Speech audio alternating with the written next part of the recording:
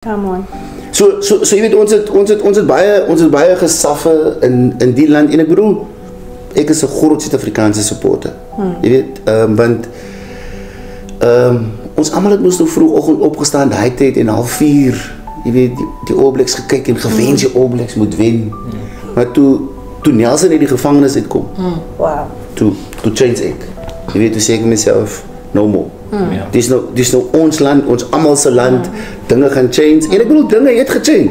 Jy weet as jy nou na die Springbok span kyk daar sal maar altyd bekorante wees wat dit goed sê en rassies dit en dit en so aan, maar ek bedoel kyk waar is ons sport vandag? Dis 'n nasiebouer. Ons is trots op Cheslin, ons is trots op Kainan. Ek bedoel ek is 'n groot Manie Libbok fan. Yes. Almal kan maar praat. Ek glo niemand kan 'n defense unlock soos wat Manie dit kan doen nie.